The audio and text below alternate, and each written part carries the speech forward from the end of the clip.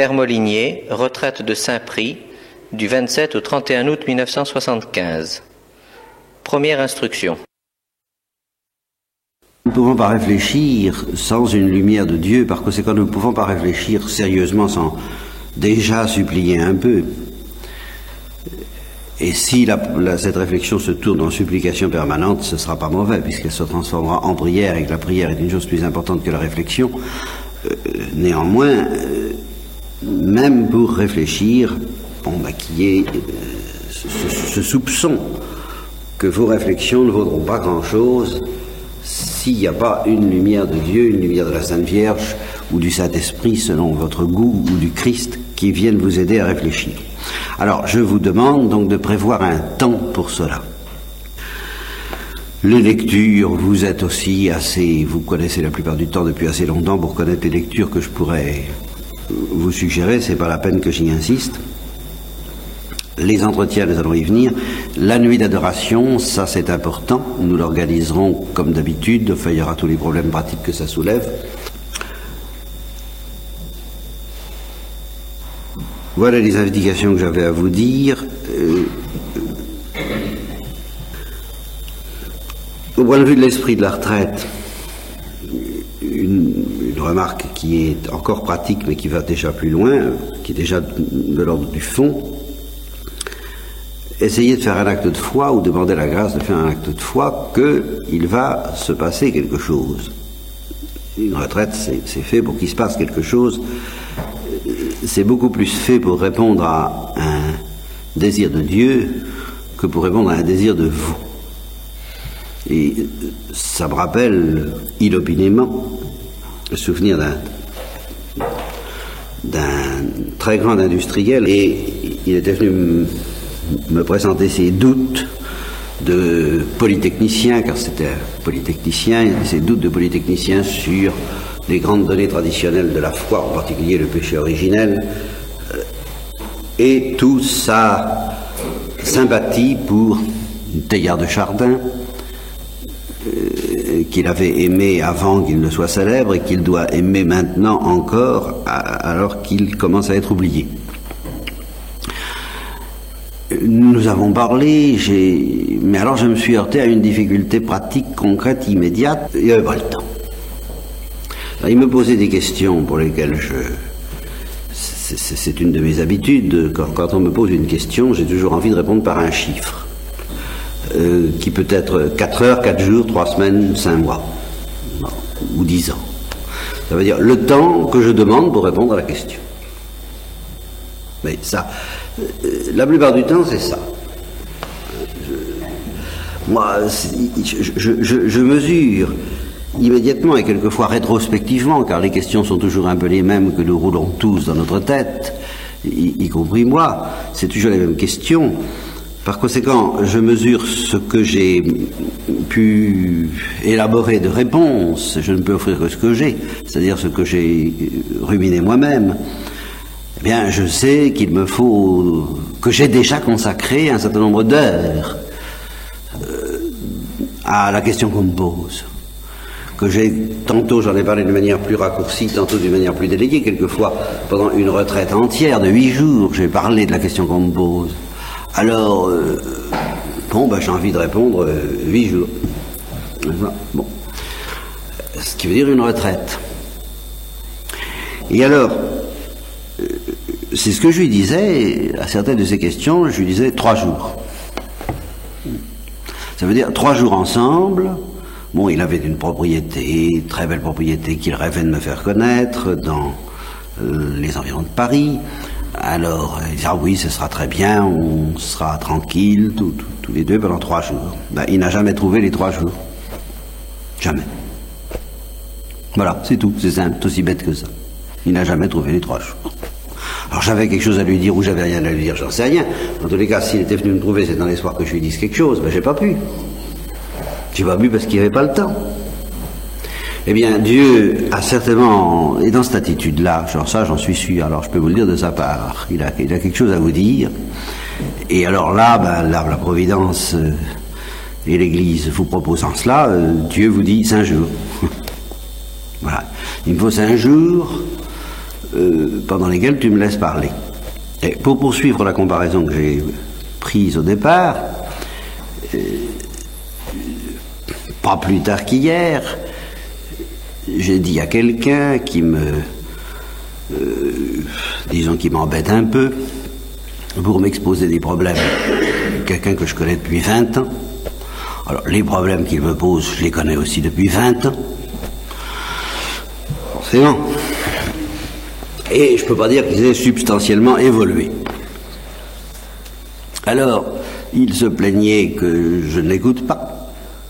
Alors, à la fin, j'ai fini par lui dire, malgré les apparences, c'est moi qui voudrais te parler et toi qui ne veux pas m'écouter. Car j'ai quelque chose à te dire, mais j'y arrive pas parce qu'il y a, comme pendant la guerre de 39-45, un brouillage d'ondes. Et ça, c'est une question, là encore, mathématique. J'ai observé qu'avec certaines personnes, dans certains tests, il y a des gens qui ne disent rien. Mutisme. Alors, il y a ce qu'ils appellent en termes techniques un barrage. Bon. Et puis, il y a des gens qui noient l'expérimentateur, le psychologue, sous un flot de paroles. Et c'est un autre barrage. C'est une autre manière de ne rien dire. Disons que c'est une autre manière de ne pas entrer en communication. Parce que dans une communication, on parle et on écoute. Or, je dis que c'est une question mathématique, donc il y a des personnes dont j'ai observé, et c'est le point qui fait un problème pour moi, je le formule ainsi, pour une parole que je dis, il faut que j'en écoute 10 ou 20. Alors on n'est pas... faut pas avoir un train à prendre, hein, Si j'ai une certaine... si j'ai dans l'esprit, mettons l'équivalent de la Sainte Vierge et la Gloire, comme fascicule polycopié que je voudrais enseigner, vous voyez le temps qu'il nous faudra pour que j'arrive à dire ce qu'il y a là. Bon, là, je parle de moi, mais Dieu. C'est encore bien pire. Dieu a des choses à nous dire et qui justement prennent d'autant plus de temps que si vous évoquez le fameux passage d'Élie dont je parle dans le combat de Jacob, le passage de la rencontre d'Élie sur le mont Horeb, c'est une symphonie à 4 mouvements. Ça commence par un tremblement de terre qui serait grave et pathético, tout ce que vous voudrez, n'est-ce pas, le feu dévorant qui est scherzo, prestissimo, tout ce que... Bon. Donc Dieu a un certain nombre de choses à dire, car il dit quelque chose. Il n'est pas dans le vent, il n'est pas dans le tremblement de terre, il n'est pas dans le feu, mais il dit des choses à travers le vent, le tremblement de terre et le feu, et il lui faut le temps pour les dire, n'est-ce pas? Et puis ça se termine par un largo, adagio, con molto espressione, enfin, vous voyez, quelque chose de...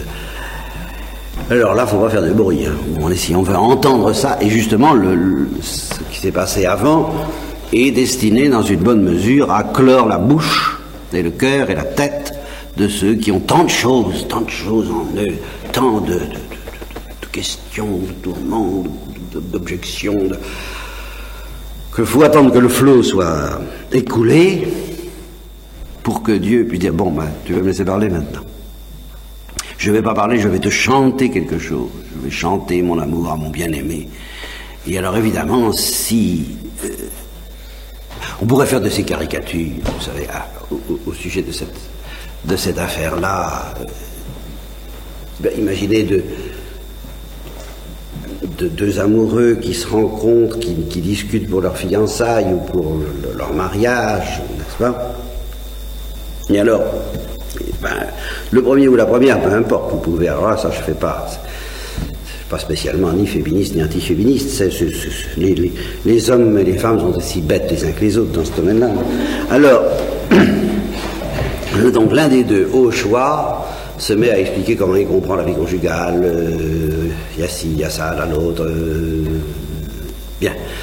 L'autre a quelque chose dans le cœur qui est de l'amour, vraiment de l'amour, et il faudrait le dire, mais il n'y a pas beaucoup de place devant tous ces problèmes. Et puis alors, j'entends que le dimanche nous associons ainsi, que nous ayons des temps aussi, que chacun donnera une certaine partie à la belle famille, ni trop, ni trop peu, comme ça. Bon, attends. Et puis quand, enfin, il pense que ça y est, qu'il a tout de même sorti un petit peu tout ce qu'il avait sur le cœur et dans la tête, il dit, bon, je vais peut-être pouvoir... Alors, il accorde son violon, n'est-ce pas, pour pouvoir chanter son Adagio largo molto espressivo. Je t'aime. Alors, il commence les premières mesures, et l'autre écoute. Ah, et puis, la dot. On n'a pas réglé ça. Alors, ben, il se dit, j'y arriverai jamais. Je n'y arriverai jamais. C'est fini, et à ce moment-là, le violon risque de se taire. Ce qui est quand même grave. Bon, alors, rendez-vous compte de l'espèce de... Imaginez Dieu, le Christ, la Sainte Vierge, Saint-Esprit, qui vous voulez, celui avec qui vous avez le plus maille à partir ou le plus à faire depuis quelques années. Imaginez-le dans cette psychologie, il accorde son violon, il dit... Ah, bon, 5 jours, je vais peut-être pouvoir y arriver, je vais peut-être pouvoir me faire enfin entendre mon chant de la vigne, du bien-aimé à sa vigne, enfin, ce dont il est question dans l'Ancien Testament. Hein. Et puis, méfiez-vous que vous allez l'interrompre à chaque instant, et méfiez-vous de le décourager à force de l'interrompre avec vos histoires. Voilà. Qui sont aussi mes histoires, car j'en ai autant à votre service que vous en avez. Mais je plaide la cause de Dieu et de ce qu'il a à dire. Il y a un chant, encore une fois, une note qu'il voudrait faire passer dans votre cœur. Et peut-être il a essayé une fois, 10 fois, ça n'a pas encore réussi à passer, et puis il se dit, ce coup-ci je vais peut-être y arriver, Voilà la disposition, dans quelle disposition Dieu, lui, aborde cette retraite. Bon, alors, ça dicte immédiatement les vôtres. Et j'évoque à ce sujet-là une histoire que j'ai racontée de temps en temps, quelques-uns l'ont peut-être entendue, mais enfin, je la raconte assez rarement, je la racontais plus autrefois, parce que c'était au temps de Pie XII. Il s'agissait d'un anarchiste très violent qui s'était excité, on ne sait pas pourquoi. Il y en a qui s'excitent contre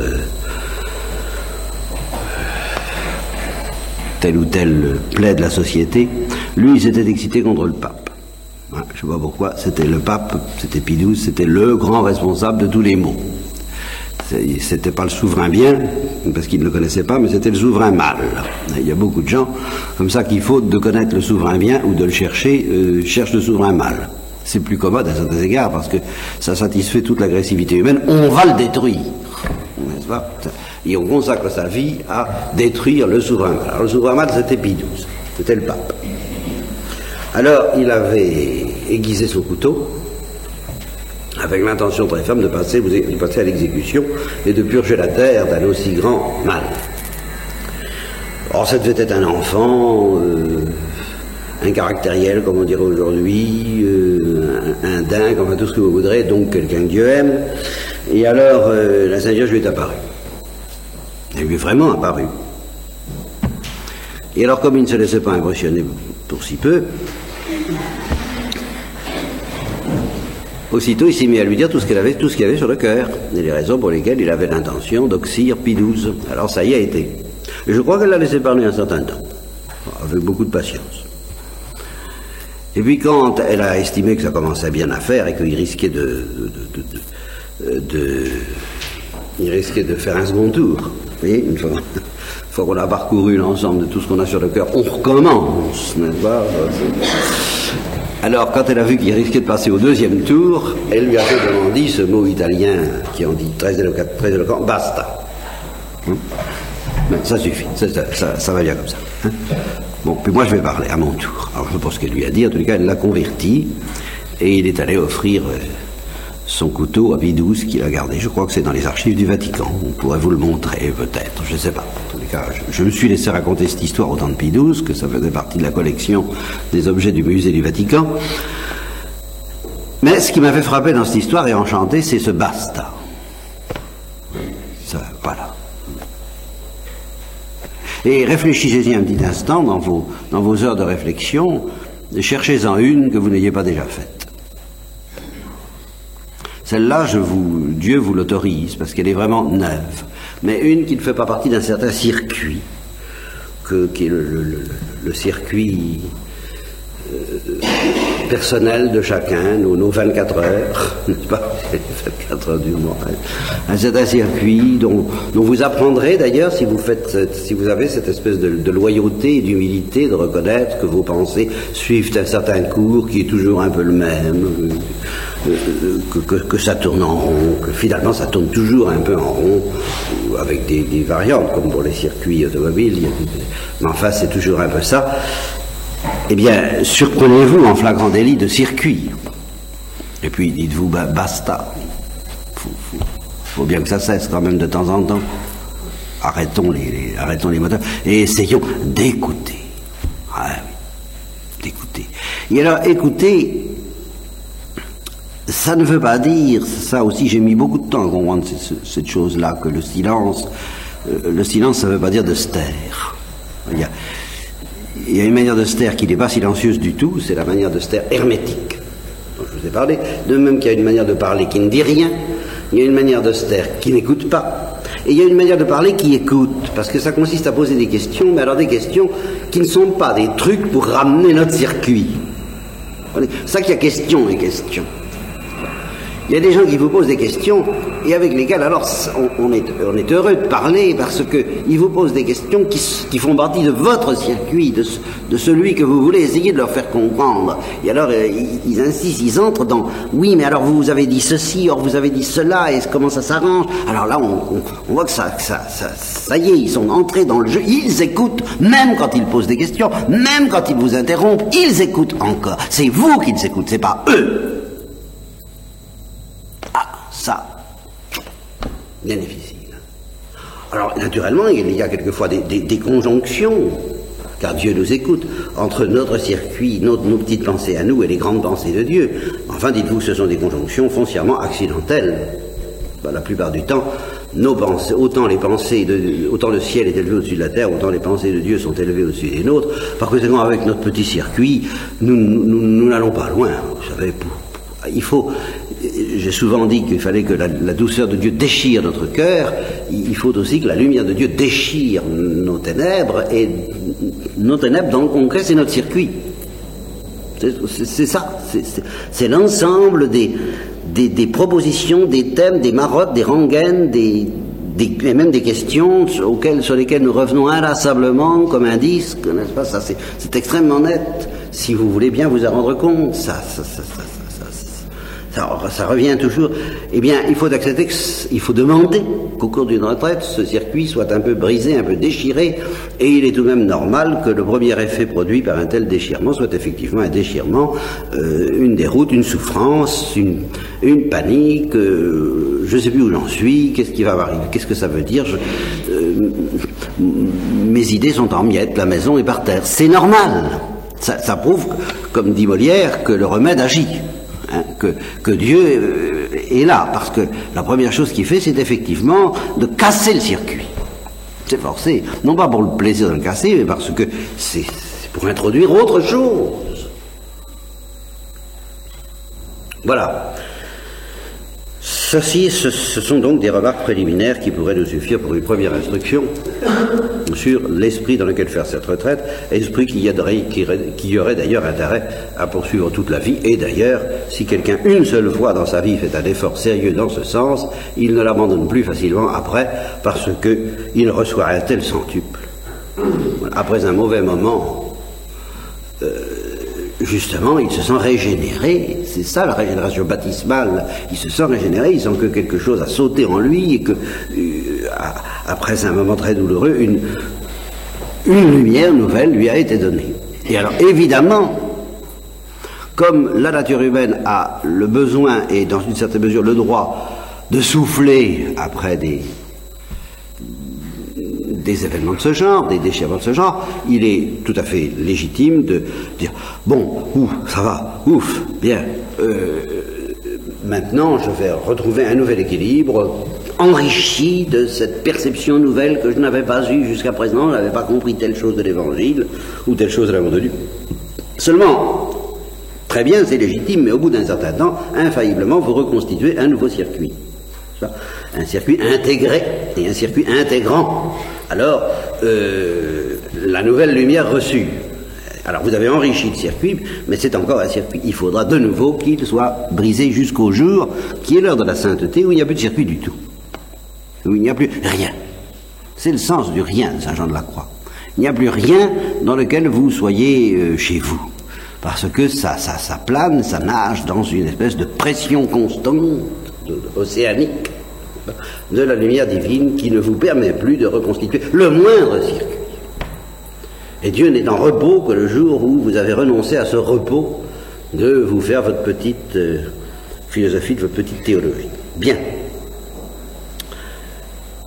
Donc, espérez, demandez et acceptez que pendant cette retraite, vous soyez un peu bousculé, non pas par moi, prédicateur, qui est de moins en moins envie, je l'avoue, de bousculer les gens. Je ne sais pas si c'est une purification ou une fatigue, ou les deux. Mais alors, vraiment, je l'ai dit récemment à une communauté que j'ai très violemment bousculée, bien entendu. Une communauté fort contemplative, qu'une des religieuses de cette communauté a elle-même comparé auprès de moi en me parlant à l'abbaye de Port-Royal des Champs, c'est vous dire. Eh bien, je leur ai dit, je crois que c'est à elle que j'ai dit, si vous saviez comme j'aurais envie qu'on joue au quilles, quoi. Mais surtout qu'on ne parle pas de Dieu. Surtout qu'on ne parle pas de Dieu et de tout ce qui va... J'ai pas envie de vous embêter. Et puis, oui, il faut faire ton devoir. Hein? Alors je fais mon devoir. Donc, humainement, j'aimerais mieux... Ah non, c'est une autre communauté. Oui, c'est une autre communauté. Ah bon, ça arrive, ça. La vie... Non, c'est une autre communauté que j'ai également bousculée d'ailleurs, mais moins. Et alors il se trouve que c'était alors la première fois depuis 20 ans que ça m'arrive, cette communauté qui était une communauté enseignante avait un tennis. Un tennis dans les jardins destinés aux enfants. Alors pour la première fois depuis 20 ans, j'ai joué au tennis, qui était un événement assez important pour moi, d'une retraite qui date. Alors, je leur ai dit justement, si vous saviez comme j'aimerais mieux jouer au tennis avec vous, non pas seulement pour le plaisir de jouer au tennis, mais pour le plaisir de ne pas vous embêter avec la parole de Dieu. C'est comme ça. Bon, j'aimerais mieux jouer avec un certain nombre d'entre vous qui savent un certain nombre de jeux auxquels j'aime jouer, parce que je suis plutôt joueur. J'aimerais mieux ça. C'est pas le moment. Et il faut que je vous embête avec la parole de Dieu. Ceci dit, c'est pas forcément la prédication que je vous offre qui va vous atteindre.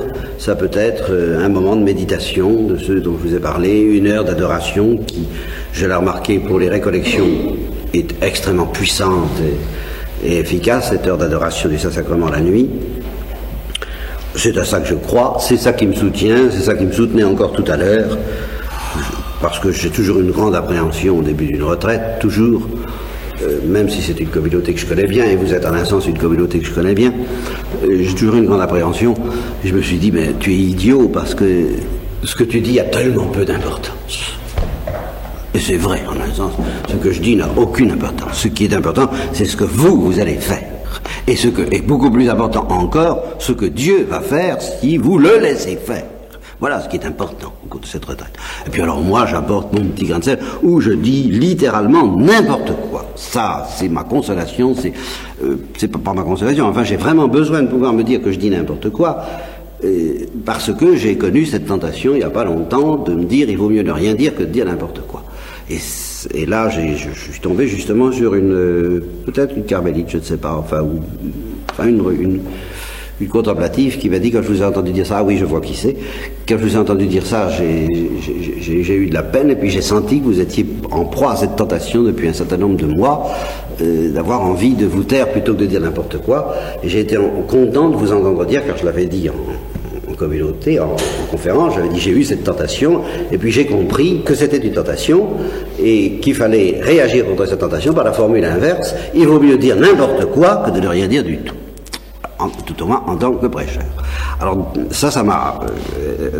la contemplative en question m'a dit oui, j'étais bien content de vous entendre dire ça, croyez-y, c'est ça. Alors là, absolument, ne vous interrompez pas de parler sous prétexte que vous avez l'impression de dire n'importe quoi. Effectivement, j'ai cette impression, et je passe outre, aidé par vous, convaincu qu'en effet, du moment que je parle de Dieu, évidemment, du moment que je ne prononce pas d'hérésie opiniâtre, heureux, évidemment, bien sûr, bon, eh bien, je peux dire à peu près n'importe quoi. Je sais que j'ai droit à toute votre indulgence, etc. Et surtout, beaucoup plus, à cette attitude intérieure qui fait que c'est pas moi, ni ce que je pense qui vous intéresse, c'est Dieu.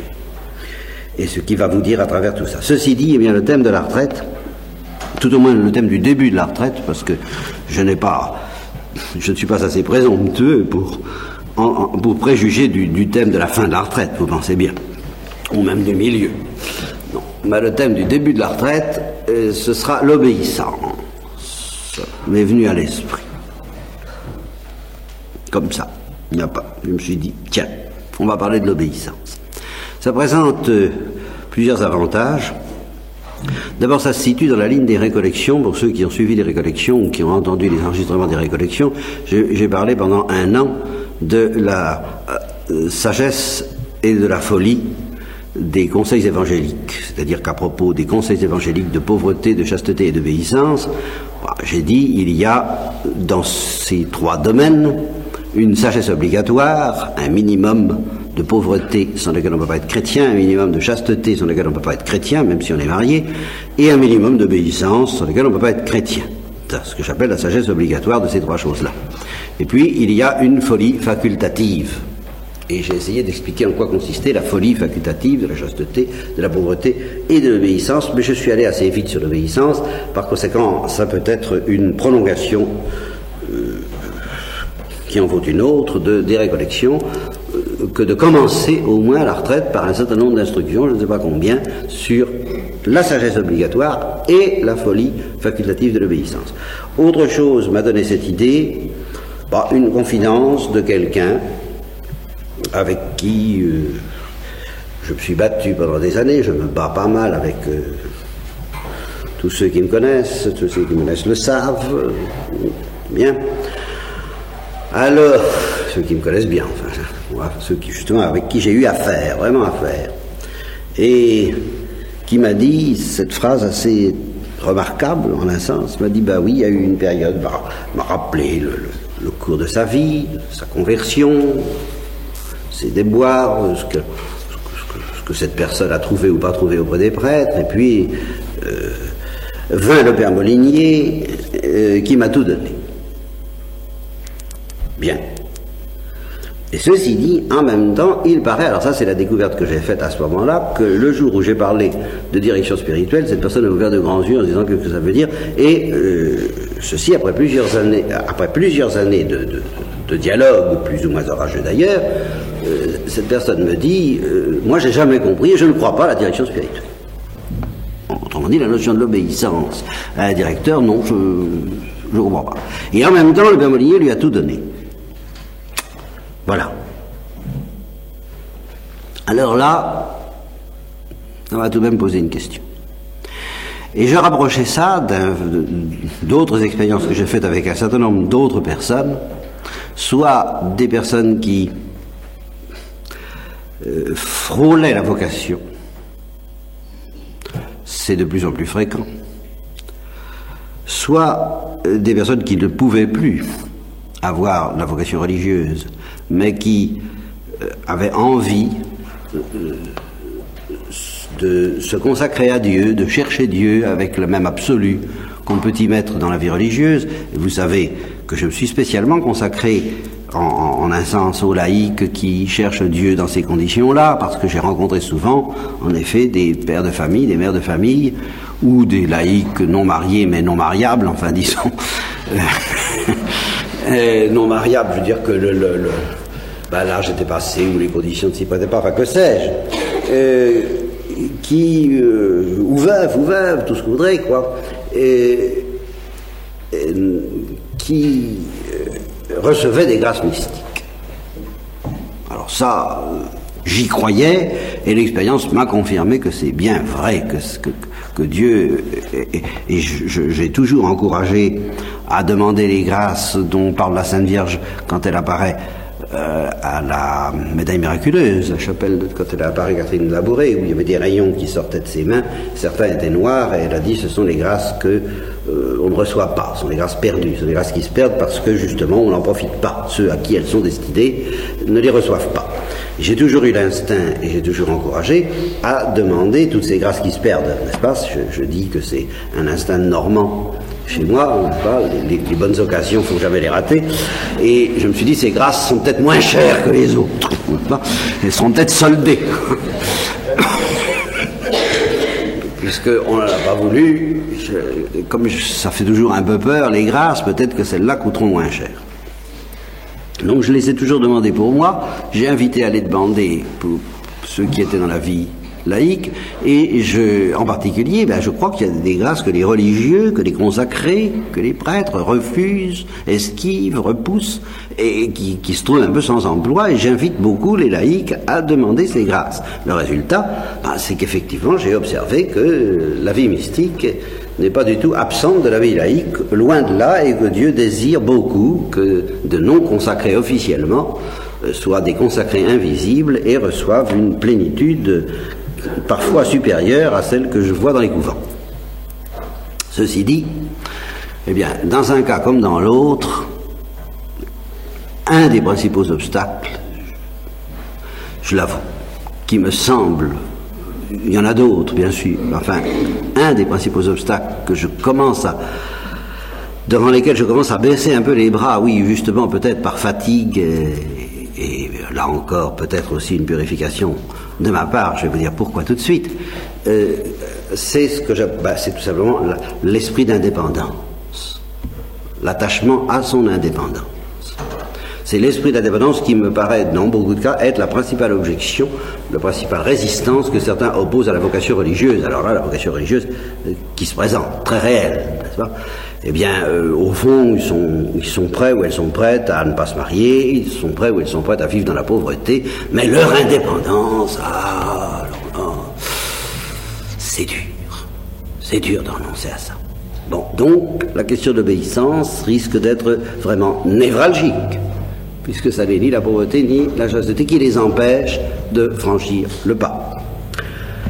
Et quant aux autres qui ne sont pas en état d'entrer dans la vie religieuse, eh bien, justement, je crains que le principal danger, souvent, c'est que le fait de ne pas pouvoir entrer dans la vie religieuse, et au nom de phrases comme celle, la direction spirituelle, je ne sais pas ce que c'est, je ne comprends pas, ou l'obéissance à un directeur tel que ça se pratique au XVIIe siècle, c'est bien dépassé, etc., etc. Grâce à ça, eh bien, ces personnes sauvegardent un esprit d'indépendance tellement profond que ça risque d'être un sérieux obstacle. Très sérieux obstacle.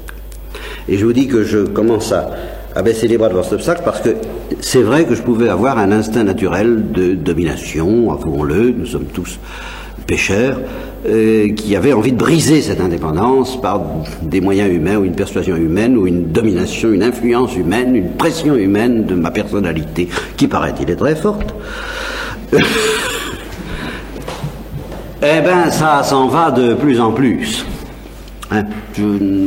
Vraiment de moins en moins envie, mais avec cette tentation, ce corollaire que j'avoue que, évidemment, dans la mesure où je vois que je ne peux pas réduire l'esprit d'indépendance de certains, j'ai une certaine tendance à, disons, les abandonner un peu à la miséricorde de Dieu, bien sûr. Enfin, vous voyez donc que ce problème de l'obéissance est assez névralgique.